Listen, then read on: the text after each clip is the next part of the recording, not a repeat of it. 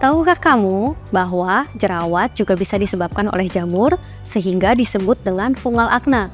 Yuk mari kita bahas. Jerawat jenis ini merupakan infeksi pada folikel rambut yang terjadi akibat pertumbuhan jamur spesies Malassezia yang berlebih. Pada istilah medis, fungal akne disebut dengan Malassezia folliculitis atau Pityrosporum folliculitis. Sedangkan akne vulgaris atau jerawat biasa merupakan jerawat yang terjadi akibat infeksi bakteri Cutibacterium acnes. Perbedaan gejala fungal akne dan jerawat biasa apa sih? Oke, gejala fungal akne sekilas mungkin akan terlihat sama dengan jerawat akibat bakteri. Namun ada beberapa perbedaan. Yang pertama adalah dari segi ukuran. Jerawat pada fungal akne cenderung memiliki ukuran yang hampir sama dan tidak terdapat komedo. Sedangkan jerawat bakteri biasanya muncul dengan berbagai ukuran dan sering dijumpai komedo. Kedua adalah dari lokasi. Jerawat jamur itu sering muncul di area lengan, dada, punggung, yang merupakan area lembab terutama saat beraktivitas. Sedangkan jerawat biasa itu paling sering timbul di area wajah. Yang ketiga adalah gejala gatal. Infeksi jamur ini biasanya sering disertai rasa gatal yang jarang ditemukan pada jerawat biasa. Yang keempat adalah biasanya lesi pada fungal akne timbul secara berkelompok, berupa benjolan kecil berupa papul-papul kemerahan, sedangkan jerawat biasa itu jarang timbul secara berkelompok. Kemudian, ketika berbicara tentang faktornya, ada beberapa faktor yang perlu diperhatikan yang dapat menyebabkan jerawat jamur.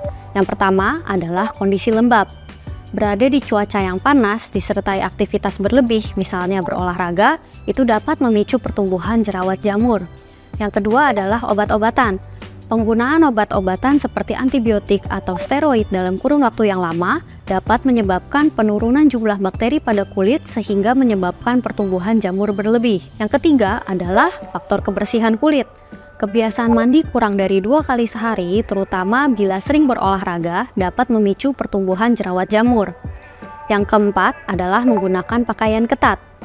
Kebiasaan menggunakan pakaian ketat dapat menyebabkan gangguan sirkulasi pada kulit yang dapat menyebabkan produksi keringat berlebih yang pada akhirnya akan memicu pertumbuhan jerawat jamur. Yang kelima adalah faktor cuaca dan iklim. Berada di negara beriklim tropis dengan cuaca panas memiliki risiko lebih tinggi berkembangnya pertumbuhan jerawat jamur. Untuk pengobatan dan perawatannya kira-kira seperti apa ya? Jadi, pengobatan yang tepat pada kasus jerawat jamur itu sangat penting untuk mencegah timbulnya kedua jenis jerawat, baik itu jerawat jamur maupun jerawat biasa.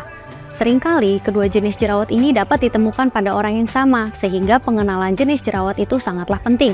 Pada fungal akne, kita dapat menggunakan salep anti jamur dengan kandungan seperti miconazole, terbinafine, dan clotrimazole yang kita dapat beli secara bebas.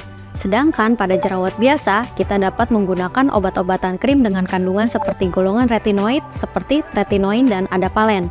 Dan pada kasus berat, dapat diberikan juga pemberian antibiotik oral sesuai dengan anjuran dokter.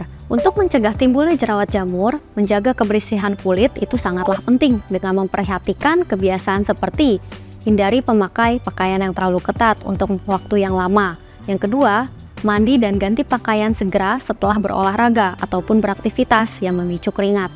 Yang ketiga, pilihlah pakaian dengan bahan katun yang mudah menyerap keringat. Dan yang terakhir, bila perlu, gunakan sampo khusus jamur dengan kandungan seperti selenium sulfida atau zinc pityrion sebanyak 1-2 kali dalam seminggu untuk mencegah pertumbuhan jamur.